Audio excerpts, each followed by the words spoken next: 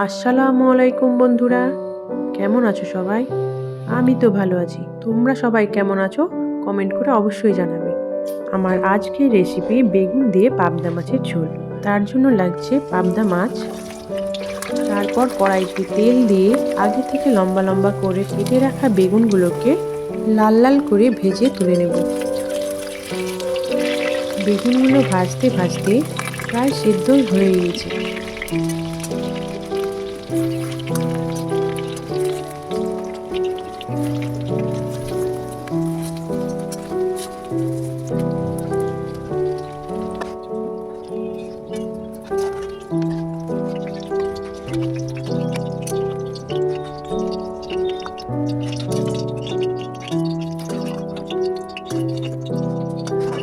তারপর ওই তেলে লম্বা লম্বা করে কেটে রাখা আলুগুলোকেও সামান্য লবণ আর হলুদ দিয়ে লাল লাল করে ভেজে তুলে নেব।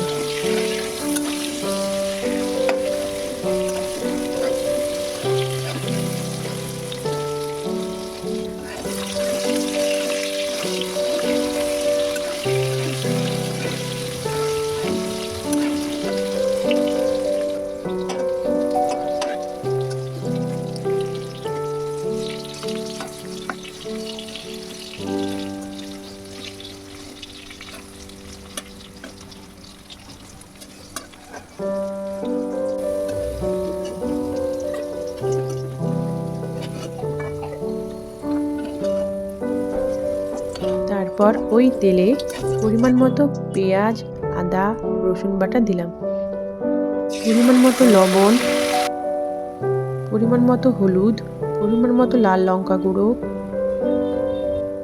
পরিমাণ মতো জিরে গুঁড়ো, পরিমাণ মতো ধনে গুঁড়ো দিয়ে মশলাটা ভালো করে কষিয়ে নিতে হবে। ততক্ষণ পর্যন্ত কষাতে হবে যতক্ষণ পর্যন্ত না মশলা থেকে তেল ছাড়ে।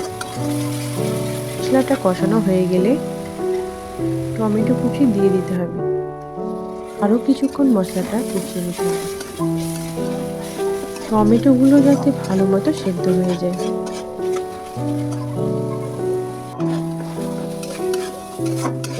সামান্য পরিমাণ গরম পানি দিয়ে দিলাম। তারপর একে একে পাবদা মাছগুলো দিয়ে দিতে হবে। মাছগুলো দিয়ে 2 থেকে 3 মিনিট রান্না করতে হবে।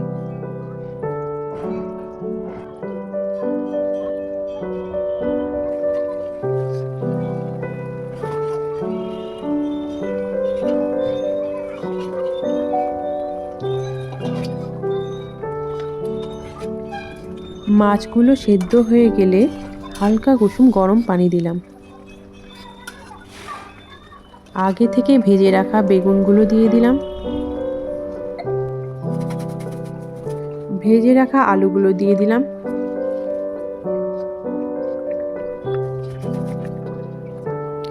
বেগুন আলুগুলো ভালোভাবে সেদ্ধ হয়ে আসলে উপর থেকে ধনেপাতা ছড়িয়ে নামিয়ে নেব। কি সুন্দর দেখতে লাগছে বলুন। গরম ভাতের সঙ্গে পরিবেশন করুন বেগুন দিয়ে পাবদা মাছের ঝোল। ভিডিওটি ভালো লাগলে লাইক, কমেন্ট, শেয়ার অবশ্যই করবেন। আমার ইউটিউব চ্যানেল প্রীতি ওয়ার্ল্ড।